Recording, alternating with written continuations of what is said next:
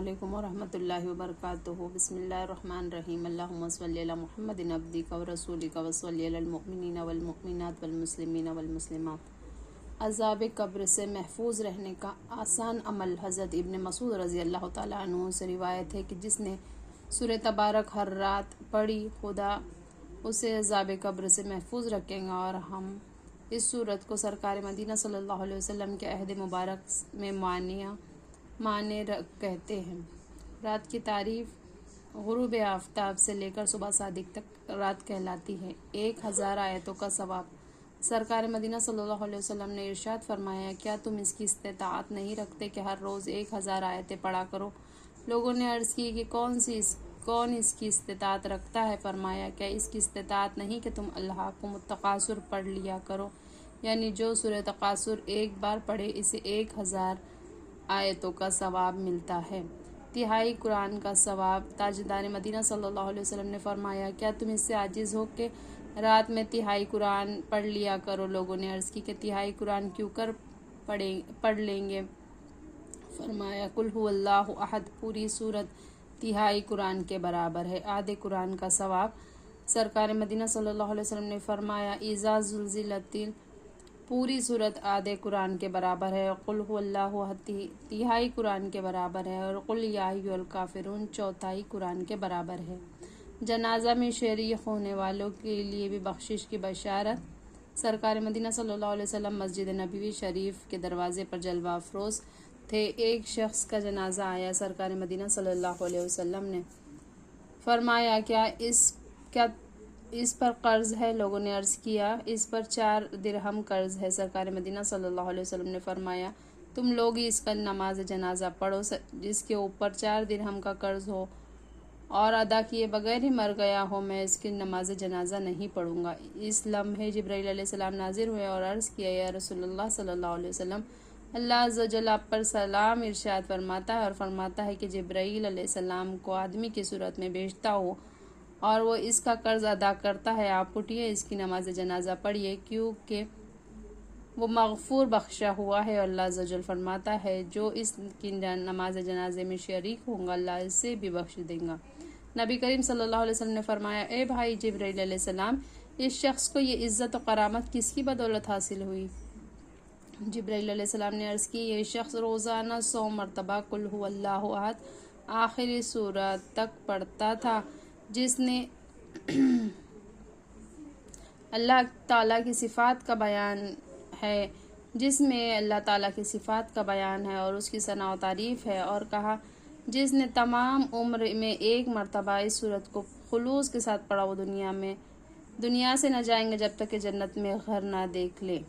خصوصاً جس نے روزانہ کی 5 نماز میں برابر اسے پڑھا، اور روز قیامت اس کے لیے اور اس کے تمام اقربا کے لیے جن پر جہنم واجب ہو چکا ہے، یہ سورہ شفاعت کریں گی۔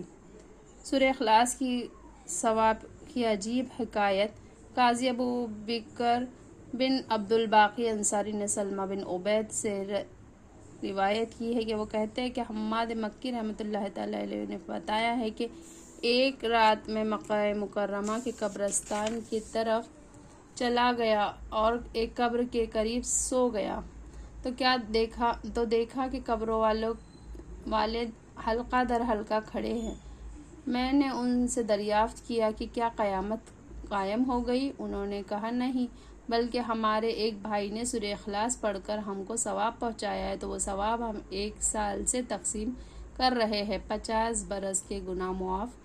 سرکار مدینہ صلی اللہ علیہ وسلم نے فرمایا، جو ایک دن میں 200 مرتبہ قل ھو اللہ احد پڑھیں گا، اس کے 50 برس کے گناہ مٹا دیے جائیں گے، مگر یہ کہ اس پر قرض ہو، یعنی قرضہ معاف نہ ہوگا۔ ہاں، اگر قرض خواہ معاف کر دے تو دوسری بات ہے۔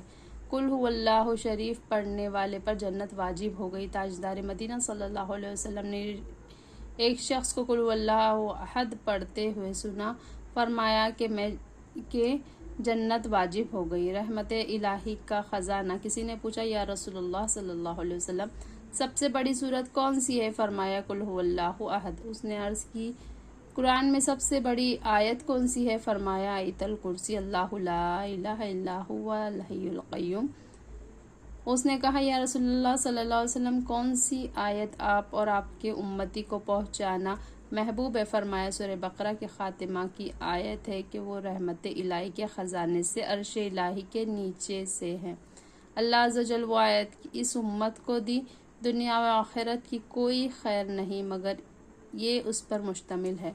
شیطان سے محفوظ رہنے کا عمل سرکار مدینہ صلی اللہ علیہ وسلم نے فرمایا، جس نے قل هو اللہ احد پوری سورت کو نماز فجر کے بعد 10 مرتبہ پڑھا تو اس دن سے اسے کوئی گناہ نہ پہنچے گا، اگرچہ شیطان کتنی ہی کوشش کرے۔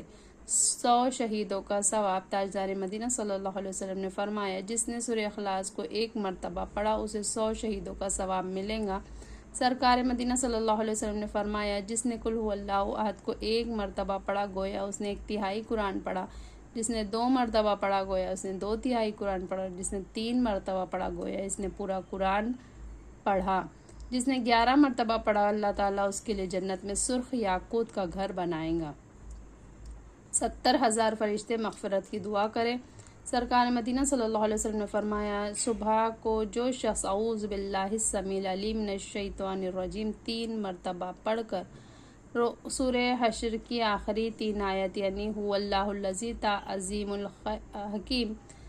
عزیز الحکیم پڑھے، اللہ تعالیٰ 70,000 فرشتے مقرر فرمائیں گا جو شام تک اس کے لیے مغفرت کی دعا کریں گے۔ اگر وہ شخص اس روز مر جائے تو شہید مریں گا، اور شام کو پڑھ لے تو اس کے لیے بھی یہی ہے کہ یعنی صبح تک 70,000 فرشتے دعائیں مغفرت کریں گے، اور اس دوران انتقال ہوا تو شہید ہے۔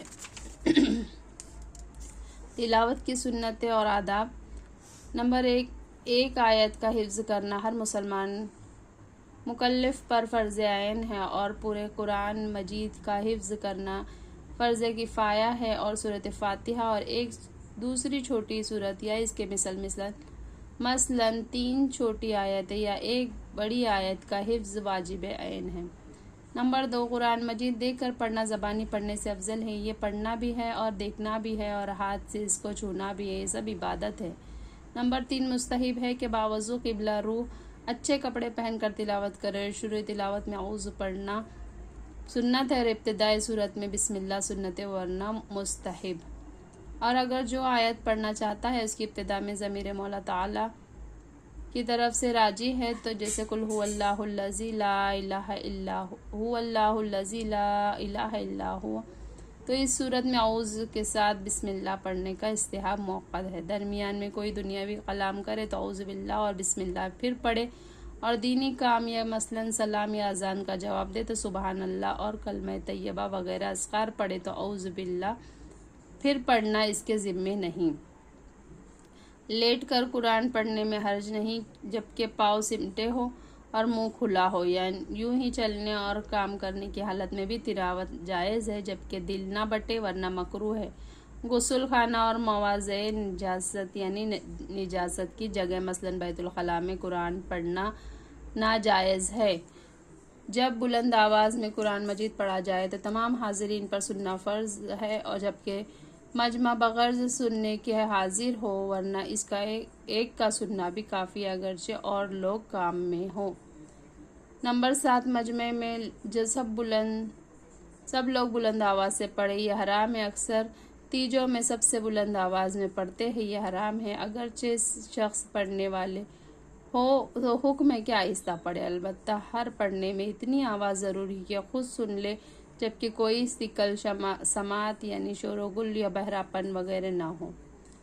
نمبر 8، بازاروں میں اور جہاں لوگ کام میں مشغول ہے بلند آواز سے پڑھنا ناجائز ہے۔ اگر سب لوگ نہ سنیں گے تو گناہ پڑھنے والے پر ہوں گا، اور اگر کام میں مشغول ہونے سے پہلے اس نے پڑھنا شروع کر دیا، اور اگر وہ جگہ اس کام کرنے کے لیے مقرر نہ ہو تو اگر پہلے پڑھنا اس نے شروع کیا ہے اور لوگ نہیں سنتے تو لوگوں پر گناہ ہے، اور اگر کام شروع کرنے کے بعد اس نے پڑھنا شروع کیا ہے تو اس پر گناہ ہے۔ نمبر 9، مدرسے میں سبق یاد کرنے کے لیے ایک ہی وقت میں کئی طلباء بلند آواز سے قرآن شریف پڑھتے ہیں، یہ جائز ہے۔ نمبر 10، تلاوت کرنے میں کوئی شخص مؤذن دینی، بادشاہ اسلام، عالم دین، استاد یا باپ آ جائے تو تلاوت کرنے والا اس کی تعظیم کو کھڑا ہو سکتا ہے۔ نمبر 11، قرآن مجید بلند آواز سے پڑھنا افضل ہے، جبکہ کسی نمازی مریض یا سوتے کو ایذا نہ پہنچے۔ نمبر 12، جو شخص غلط پڑھتا ہو تو سننے پر واجب ہے کہ بتا دے، بشرطیہ یہ کہ بتانے سے کینہ و حسد پیدا نہ ہوگا۔ اسی طرح اگر کسی کا مصحف شریف، قرآن شریف آپ کے لیے عاریت مانگا ہے، اگر اس نے اس میں کتابت کی غلطی دیکھے تو بتا دینا واجب ہے۔ ان اللہ و ملائکتہ یصلون علی النبی یا ایھا الذین آمنوا صلوا علیہ وسلموا تسلیما اللہم صلی علی محمد عبدک و رسولک و صلی علی المؤمنین والمؤمنات والمسلمین والمسلمات سبحان اللہ و بحمدہ سبحانک اللہم اشہد ان لا الہ الا انت نستغفرک و نتوب الیک آمین برحمتک یا ارحم الراحمین۔ جزاک اللہ خیر۔